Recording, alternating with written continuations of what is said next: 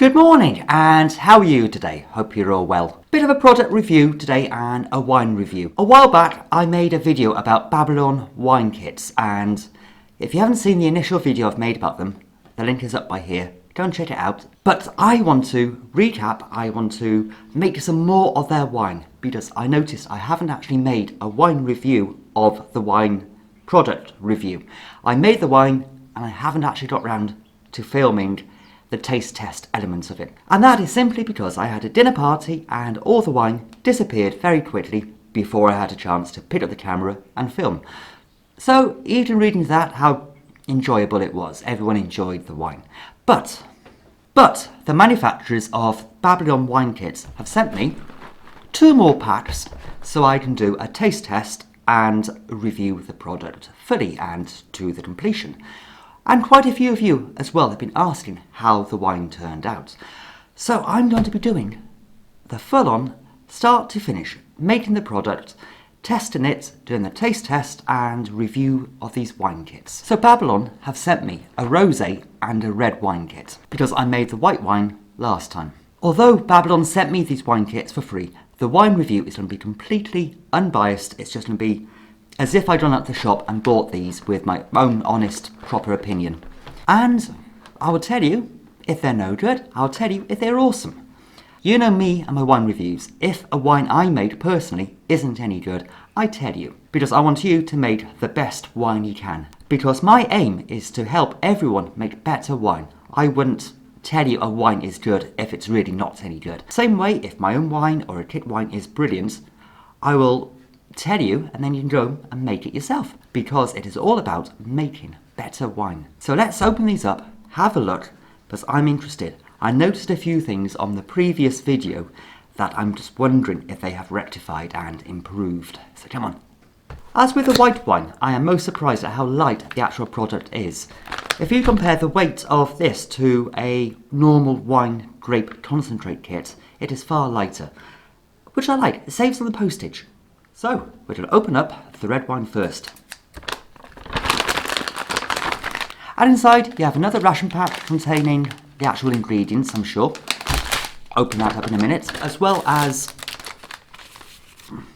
instructions and 4 more sachets of things. I'll open those in a minute and go through those. One of the things I was really impressed with the white wine kit was the quality of the instructions. More so, the standard of the paper that they used. On the red and the rosé kit, I think the quality of the paper isn't as good as the white. Probably a different run. They probably worked out that it's cheaper to use cheaper paper, and that's fine. It's still good solid card. It's not as high-end, high quality, but it's still good quality. It's not one of these flimsy, extra cheap bits of paper you get in some wine kits that's been photocopied multiple times. My big bugbear with the instructions for the white wine was that the calendar was a year out of date. This calendar is this year's, so I'm happy with that. It must have just been old supply, old stock that they were using, because I did make the wine in January 2020 and they sent me 2019 calendar. End of stock, understand that, but it was slightly a wee bit annoying. But this year, this wine, this year's calendar, all good. In the white wine, I did notice a few spelling mistakes and grammar mistakes. I can't see any as yet in these instructions, certainly in the red wine, which I've only just opened. So that's good. They've improved the overall readability and spelling of the instructions. Fantastic. I always love companies who take customer comments on board and run with it.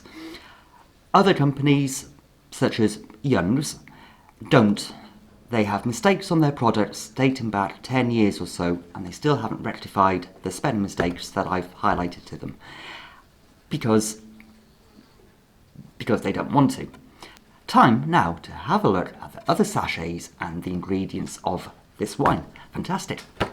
Right then, the sachets that come included in the Babylon wine kits.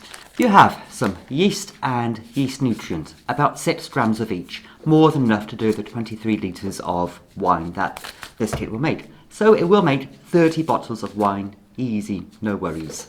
You have a sachet of Gelisol and wine stabiliser, and also a sachet of Clarisil wine stabiliser. I don't know if these are suitable for vegans or vegetarians. It doesn't actually state on the instructions if they are or not. That is one of the things I would have liked to have seen, because I do have some vegan friends. Some of them are allergic to fish products, so I don't think I'll be giving this wine to those friends, because I don't actually know if it's suitable or not. So that is a point I would like to see rectified. It'd be a small sentence on the packets. It would just help highlight whether it is or it isn't. So they are the 4 sachets that are included. And now, the actual main ingredient. I was really impressed with the white wine because it looked like a nibble, like a Bombay mix. It had big chunks of different types of fruit and different ingredients in there that you could see. It was real, it was fresh, it was real fruit, it was real pieces of things that had been dehydrated, and it was very, very much natural. However, this red, I don't actually know what it is. It says on the instructions that this is a dried fruit pack. However, looking at it, I can't see any dried fruit in there. It is probably been highly dried and then ground down into a type of crumb. But I can't quite work out what the actual ingredient is. It reminds me of coffee granules. That's the type of texture it is. Not the cheap coffee granules where it's all like the very, very fine powder, but the bigger chunks of coffee granules you'd find. I am impressed with the instructions. The kit, the dried fruit kit, doesn't look like the white kit that I made previously. So I am just wondering what it is. It's like other wine kits with the grape concentrate. It is just a substance you add. You aren't meant to analyse it too much. But it's only because I've made the white kit where I was really impressed with the quality. You could put it on the table and have it as a nibble. But this is slightly different. This is a generic bulk concentrate agent. It's all you need. It does the job perfectly well, I'm sure. It'll make you 23 litres, 30 bottles of wine, no issues. But I would like to see if the stabilisers and clarifying agents are suitable for vegetarians, vegans, if they contain fish products on the instructions. Personal thing, but if you aren't vegan, if you aren't allergic to fish, no issues for you. Time now to move on to the rosé. Just open up the rosé, and this is what I was on about, with the white wine looking very much like real products, real fruits. You can see all the bits in here. You can see a whole heap of berries dehydrated and other things in there. You could put this on the table as a nibble. It looks awesome. You could serve this as a pre-dinner drink nibble thing. Unlike the red wine, which looks like coffee granules. But I understand that. It would be very difficult to get a really deep red colour by using this type of mix. Rosé, yeah, absolutely. White, brilliant. But the red would be difficult to maintain a deep, dark colour that people probably expect when they make a red wine. But personally, looking at the ingredients, I am far more drawn to the rosé and the white because of the style of ingredients used. Just my personal opinion, I would probably still drink the red knowing it came from this. And that does depend on the taste, which we'll find out in a few weeks' time. The sachets in the rosé wine, instructions just the same as the red.